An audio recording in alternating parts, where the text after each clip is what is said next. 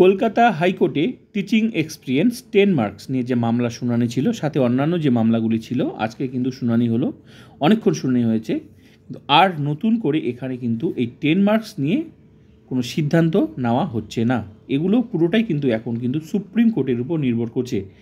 Supreme কোর্টের next কিন্তু শুনানি আছে 24-26 নভেম্বর। আর কলকাতা হাইকোর্টে আজকের যে মামলা শুনানি ছিল, এটার নেক্সট শুনবে হচ্ছে 28 নভেম্বর।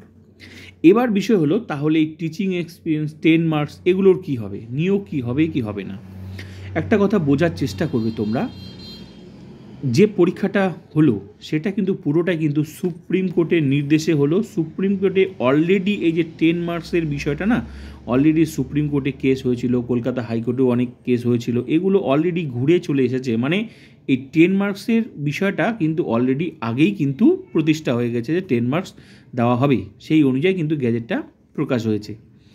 এবার এখানে তাহলে এগুলো নতুন করে কেন, এগুলো কিন্তু যেহেতু ওখান থেকে হয়ে গেছে, এখন পুরো বিষয়টা সুপ্রিম কোর্টেই ছিল, আর সুপ্রিম কোর্ট বলে দিয়েছে 10 মার্কস দিতে হবে। সুপ্রিম কোর্ট কিন্তু বলে দিয়েছে 10 মার্কস দিতে হবে। এবার দিতে হবে, আর ওখানে সুপ্রিম কোর্ট এটাও বলে দিয়েছে যেহেতু এই নিয়োগটা তাড়াতাড়ি করতে হবে, তাই আর কোনো মামলা শুনবে না। তাহলে সুপ্রিম কোর্ট থেকে কিন্তু কোনো সেরকম স্টে নেই যে নিয়োগটা পিছিয়ে যাবে। আর আজকে যে কলকাতা হাইকোর্টে যে ঘটনাটি ঘটলো, সেখানে বলা হলো এটা সুপ্রিম কোর্টের উপর ডিপেন্ড করছে।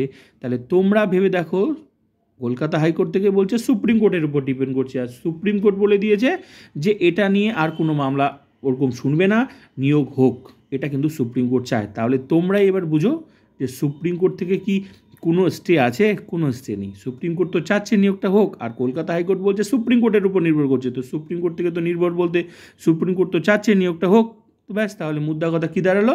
কোনো স্টে অর্ডার নেই, আর হাইকোর্ট থেকেও কোনো স্টে অর্ডার দেয়নি যে নিয়োগ হবে না। এবার বিষয় হলো এসএসসি রাজ্য সরকার। এসএসসি রাজ্য সরকার তো চাচ্ছে যে নিয়োগটা হচ্ছে সুপ্রিম কোর্টের অর্ডারই হোক। তাহলে যা দাঁড়ালো, সমস্যা কিন্তু আর থাকার কথা নয়। যারা ভালো পরীক্ষা দিয়েছো, তোমরা কিন্তু ইন্টারভিউ প্রস্তুতি শুরু করে দাও। ইন্টারভিউ লিস্ট বা ডকুমেন্টস ভেরিফিকেশনের জন্য যে কোনো মুহূর্তে কিন্তু প্রকাশ হয়ে যেতে পারে, যারা ভালো পরীক্ষা দিয়েছো। ঠিক আছে, ওই এদিক ওদিক কান না দিয়ে, সেটা ফ্রেশার্স হোক আর ইন সার্ভিস হোক, নিয়োগ কিন্তু হচ্ছে যতদূর মানে বোঝা গেল। ঠিক আছে, সেরকম কোনো অর্ডার নেই যে স্টে পড়ে গেল, কোনো অর্ডার নেই সেরকম। তারপর বাকিটা তোমরা বুঝতে পারবে সময় এলেই।